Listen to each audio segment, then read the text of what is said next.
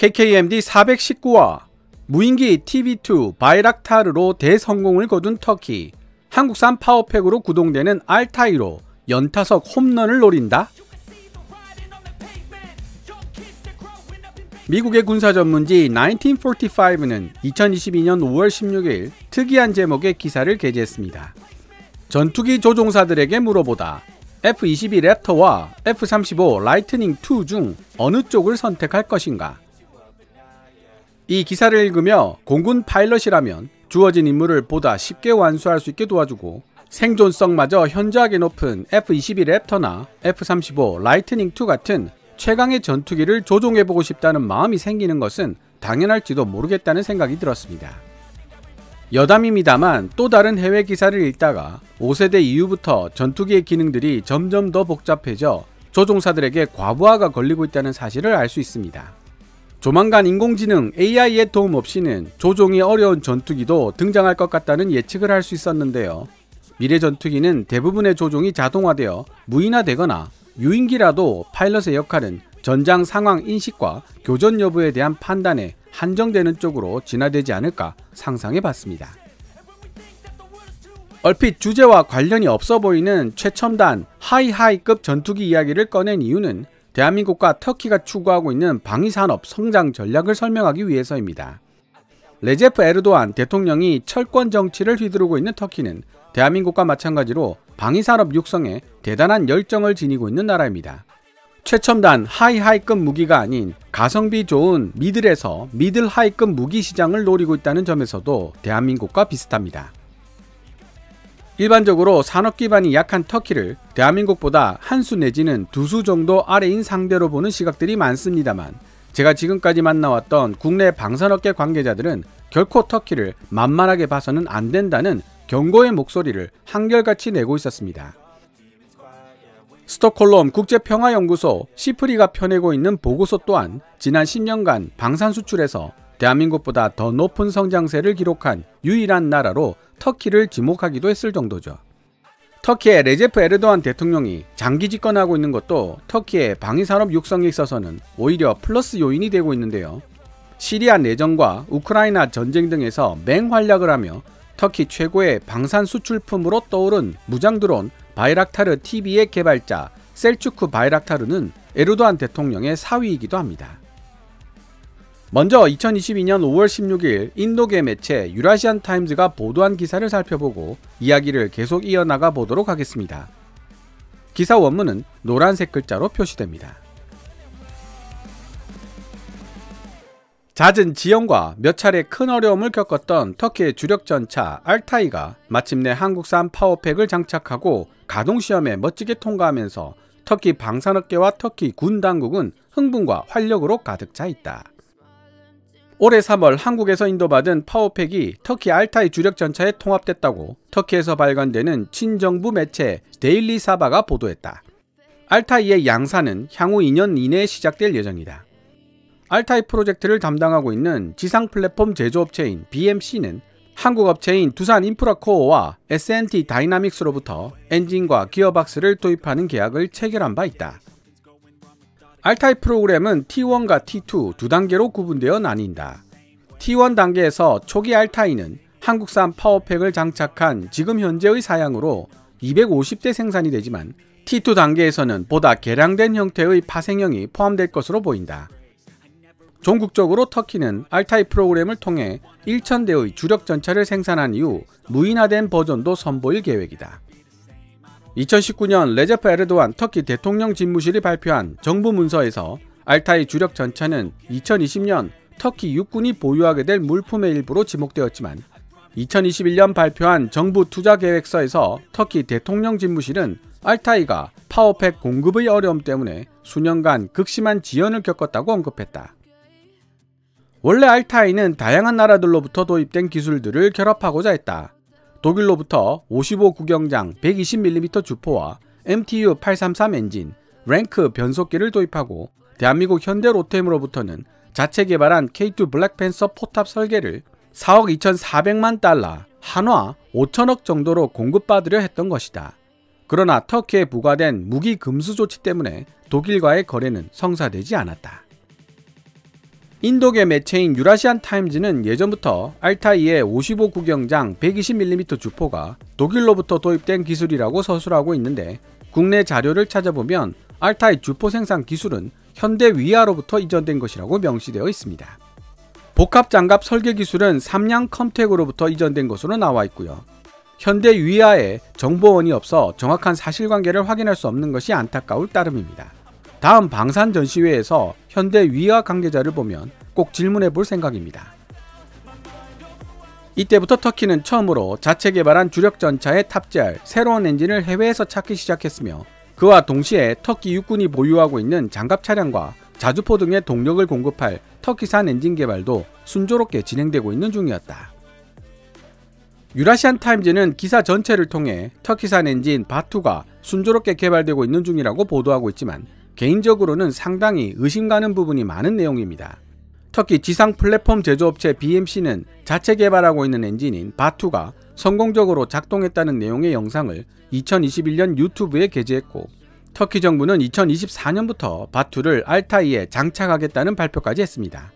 하지만 유라시안 타임즈나 터키 정부의 발표대로 터키산 엔진 바투의 개발이 순조롭다면 2024년까지 2년도 남지 않은 현재 시점에서 굳이 알타이에 한국산 파워팩을 장착할 합리적인 이유가 없습니다. K2 블랙팬서 파워팩 개발 사례에서도 알 수 있듯이 엔진 외에 신뢰성 높은 변속기를 개발하는 일도 결코 만만하지 않은 큰 난관이고요. 차세대 알타이에 장착하겠다는 터키산 파워팩의 향방은, 파워팩 조달을 위한 회담이 몇 차례나 실패하고 정부가 발표했던 시간 안에 터키산 엔진을 생산하고 시험하기가 어렵게 되자 대한민국과 파워팩 공급 계약을 맺고 마침내 2022년 3월에 첫 한국산 파워팩이 도착했다. 한국산 파워팩과 터키 알타이 주력 전차와의 결합은 수년 동안 이 프로젝트를 추구해온 터키 방위산업의 분수령이 되는 사건이다. 특히 무인기 TB2 바이락타르가 우크라이나 전쟁에서 엄청난 성공을 거두며 전 세계의 이목을 끌게 되면서 터키의 모든 관심은 방위산업이 가진 잠재력에 집중되고 있다.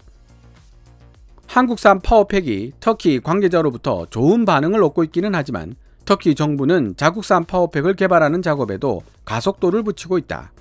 T2 단계에서 생산될 차세대 알타이에는 터키산 엔진이 장착될 것이라는 주장은 이미 여러 차례 제기된 바 있다.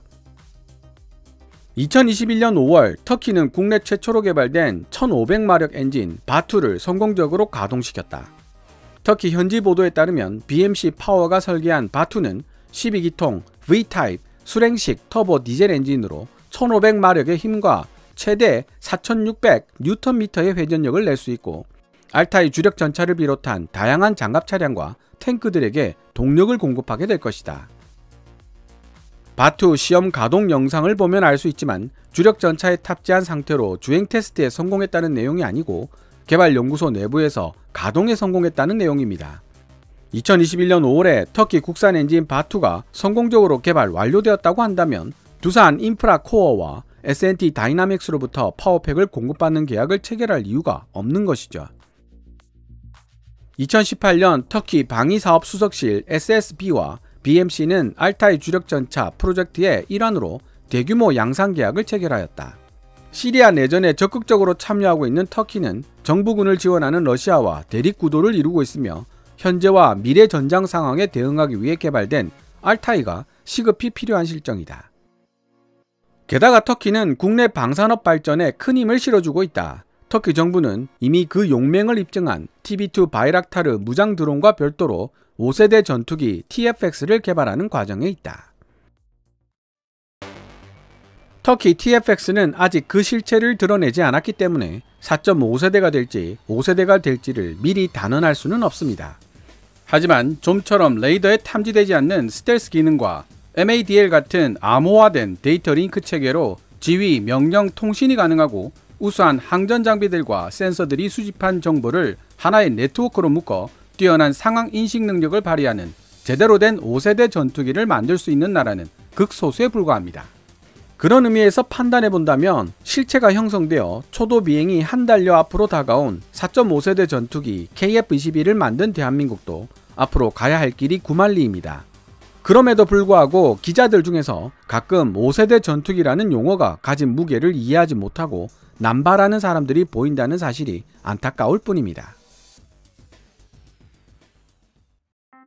지금까지 2022년 5월 16일 인도계 매체 유라시안 타임즈가 보도한 기사, 터키 정부 바이락타르 무장 드론으로 엄청난 성공을 거둔 이후 한국산 파워팩을 장착한 알타이 주력 전차를 준비시키다를 번역해 보았습니다.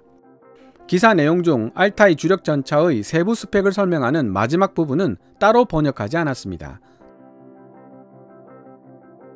지금까지 두더지 잡기 게임의 두더지처럼 잊을만 하면 간간히 소식을 알려오던 알타이 주력 전차가 한국산 파워팩을 장착하고 드디어 등장하게 되었습니다.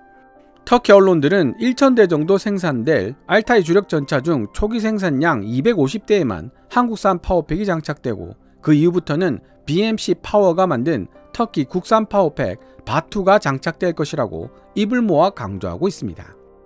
하지만 기사 번역 중 역주로도 설명을 드렸듯이 2024년부터 알타이에 터키산 엔진 바투를 탑재하겠다는 터키 정부의 설명은 많은 모순점을 내포하고 있습니다. 시제품이 공개된 2015년부터 무려 7년 동안 탑재할 파워팩을 구하지 못해 대량 생산되지 못하고 있던 알타이였습니다. 기술 이전을 받아 만드는 무기체계에도 반드시 제3국 수출 허가권을 요구하는 터키의 관행으로 본다면 2년을 더 기다리더라도 자유로이 수출이 가능한 바투 엔진을 선택하는 것이 합리적인 선택입니다. 하지만 터키 정부는 그러질 않았죠. 여기에는 두 가지 가능성이 있습니다. 우선 터키 국산 엔진인 바투의 개발이 실패했을 가능성이 있고, 또 다른 가능성으로는 실패까지는 아니지만 제대로 써먹을 만한 수준이 되려면 아직 많은 시간을 기다려야 할 단계일 가능성이 있습니다. 한국산 파워팩이 터키로 수출된다는 이야기가 처음 나왔을 때 미국의 군사 전문지 디펜스 뉴스는 한국산 파워팩이 터키 현지에서 생산되어 관련 기술이 대한민국에서 터키로 이전될 가능성을 언급했는데요. 미국 정부가 이를 결코 앉아서 보고만 있지는 않을 것이라는 내용의 기사를 실었던 적이 있습니다. 좀 더 상세한 내용을 알고 싶으시면 KKMD 335와 방사청 한국형 파워팩 터키 수출 최종 승인, 한국 파워팩 기술의 현주소와 파워팩 원천 기술의 터키 유출을 막아라 편을 참고하시면 되겠습니다. 개인적으로는 터키로 파워팩 관련 기술을 이전하는 것에 대해 여전히 반대하는 의견을 가지고 있습니다. 물론 현대 방산 계약은 단순히 무기만 사고 파는데 한정되지 않는다는 특징을 지니고 있습니다. 무기를 수출하려면 일정 수준의 기술 이전과 절충 교역은 당연히 염두에 두고 있어야만 한다는 뜻입니다. 그렇다고 하더라도 터키는 방산 수출 분야에서 대한민국의 강력한 경쟁국가로 떠오른 지 오래입니다. 한국 항공우주산업 KT-1 웅비를 도입하면서 획득한 기술력을 바탕으로 휴르커스 풀업 훈련기를 만들어 훈련기 시장에 진출했고, 최근에는 휴르젯이라는 고등 제트 훈련기도 개발하고 있죠. 독일에서 기술을 이전받아 214급 잠수함을 건조할 예정이며, 얼마 전에는 대우조선해양이 이미 진출해 있는 인도네시아 잠수함 시장에 도전장을 던지기도 했습니다. 여기에 한국산 파워팩을 장착한 알타이까지 더해진다면 K2 흑표 수출 시장에 좋지 못한 영향을 미칠 것임은 불을 보듯 뻔한 일입니다. 2005년부터 시작된 K2 흑표의 국산 파워팩 개발 사업이 거의 20년의 세월이 흐른 지금까지도 완벽하게 성공하지 못했다는 점에서 파워팩이 얼마나 고도의 기술 축적을 요구하는지 엿볼 수 있습니다. 당연히 파워팩을 공급했던 독일 업체들도 우리 기술진들에게 관련 핵심 기술을 이전해주지 않았습니다. 비록 불완전한 한국산 파워팩 기술이지만 만에 하나 터키로 이전된다면 호랑이에 날개를 달아주는 격이 될 것이며, 터키로 하여금 수십 년에 해당하는 시간과 비용을 절약시켜 줄 수 있습니다. 마치 불곰 사업을 통해 러시아 기술을 흡수한 대한민국이 몇 단계를 단숨에 도약할 수 있었던 사례처럼 말입니다. 향후 터키로의 기술 이전은 어떤 사항이 되더라도 신중해져야 할 필요가 바로 여기에 있습니다. 오늘 KKMD에서 준비한 내용은 여기까지입니다. KKMD는 여러분들께서 챙겨봐 주시는 광고 수익으로 운용되고 있습니다. 앞으로도 계속 양질의 컨텐츠를 만들며 장수하는 KKMD가 될 수 있도록 도움 부탁드리겠습니다. 또한 후원 멤버로 가입해 주시면 영상 제작 지원과 더불어 업로드된 영상을 더 일찍 만나보실 수 있습니다. 지금까지 시청해 주셔서 감사합니다. Kevin's Military Channel KKMD